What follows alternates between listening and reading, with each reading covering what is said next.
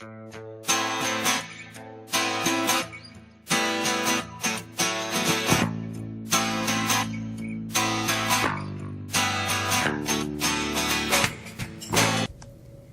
to Eye on the Tigers News. I'm Julie Pilo. Thanks for making us a part of your day for the news we've been following for you. The White House has sent the Senate a new FBI background file on Supreme Court nominee Brett Kavanaugh, giving senators a day to digest the confidential material and make a decision on the tottering nomination before a first vote on Friday. Even before the FBI delivered interview summaries on claims that Kavanaugh sexually abused women, Senate Majority Leader Mitch McConnell set the first vote for his polarized chamber in an election season battle over power and who to believe that has consumed the nation. A showdown roll call on confirmation seemed likely over the weekend, with Republicans clinging to a razor-thin 51-49 majority and 5 senators, including 3 Republicans, still vacillating. The conservative jurist prospects of Senate confirmation remain murky and dependent, in part, on the file's contents, which are supposed to be kept secret. Kavanaugh staunchly denies the allegations. People living in tents and shelters have little but uncertainty since the powerful earthquake and tsunami hit the Indonesian island, where deaths exceed 1,400, and efforts to retrieve scores more victims buried deep in mud and rubble were still hampered Thursday by the lack of heavy equipment. Thousands more people were injured in the disasters in central Sulawesi last Friday, and more than 70,000 were displaced from homes that were destroyed or damaged and lack power and water. They are unsure when they'll be able to rebuild and have been spending hours each day, often futilely, trying to secure necessities such as fuel for generators. Most of the 1,424 confirmed dead have been buried, and the search for more bodies continues. President Donald Trump insists he did nothing wrong on his taxes. Experts say he could be on the hook for tens of millions of dollars in civil fines if state and federal authorities substantiate a New York Times report that found he and his family cheated the IRS for decades. The 8-page investigative report refutes Trump's long-held claims that he is a self-made billionaire who built his empire. The statute of limitations for bringing criminal charges has long run out, but civil cases have no such limits, and the financial penalties could be staggering.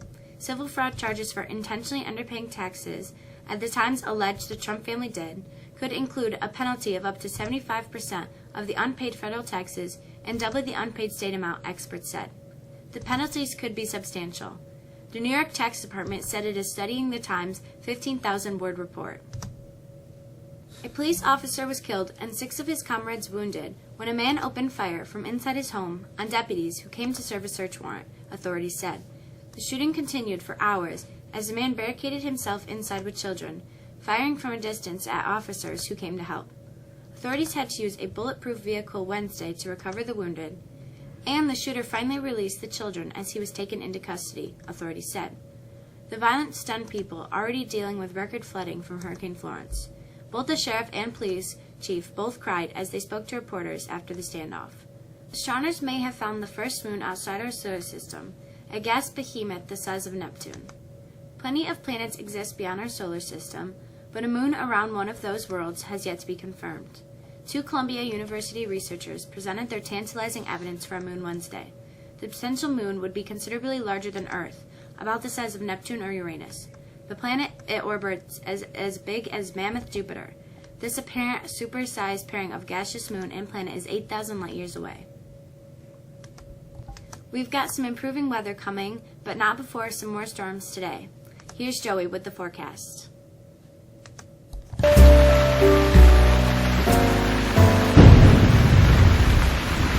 Temperatures inched up steadily overnight as a warm front hit the area from the south, but with it comes some moisture and instability. That means we're in and out of rain showers for most of our Thursday, with a couple of chances of some thunderstorms. We clear out overnight, setting up a very nice Friday, even though temperatures cool down with highs only reaching 60. Early indications point to a partly cloudy Saturday with highs in the low 70s before some showers enter the area again on Sunday. Looking forward to day off on Monday. Right now it looks a mostly cloudy day but dry. That's the forecast. I'm Joey. Have a great day. The Yankees got off to a great start last night in the AL wildcard game. Here's Kara with sports.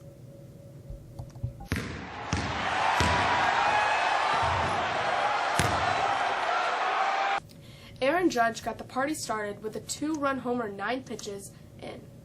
By the time Giancarlo Stanton capped the mauling with monstrous drive in his postseason debut, New York Yankee fans already were looking ahead. "We want Boston," they chanted.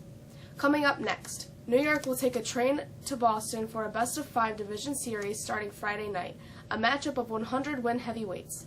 Boone remains a dirty word among the Fenway Park faithful. His 11th inning homer in Game 7 of the 2003 AL Championship Series beat the Red Sox. A year later, Boston overcame the Yankees and became the first major league team to bounce back from a 3-0 postseason deficit. The Red Sox went on to win their first World Series since 1918, but Boone's drive-off, Tim Wakefield, has not been forgotten or forgiven. The Dodgers host the upstart Braves and the Brewers host the Rockies in the National League Divisional Series set to start today. Mexico's girls soccer team remained on a roll last night when it thumped Hannibal 10-1. Grace Ogerman had 3 goals while 7 others had single tallies. When it was the 4th win in a row for the team, which hosts APW on Friday, as it looks up to continue its push to qualify for sectional play, which begins in a little more than 2 weeks. Heavy rain on Tuesday washed out the action at Super Dirt Week on Wednesday. With rain in the forecast, it's possible that the practice session and time trials scheduled for Thursday could be moved back to Friday. That happens, it means the terms would have to be ready in a hurry for this weekend's races. That's a quick look at sports. I'm Kiera. Have a great day. Get your Jostens yearbook for the $45 pre-sale online at jostens.com. Students are asked to donate any gently used t-shirts, blouses, polos, and hoodies for students from a North Carolina school devastated by Hurricane Florence 2 weeks ago. Bring those donations to room 105. There will not be 3 o'clock buses tomorrow as the high school implements a go-home drill. 5th period classes will end just before 2 o'clock. Students will board their respective buses on Liberty Street. There will be 5:15 buses. And of course, we're off Monday for Columbus Day and Indigenous Peoples Day.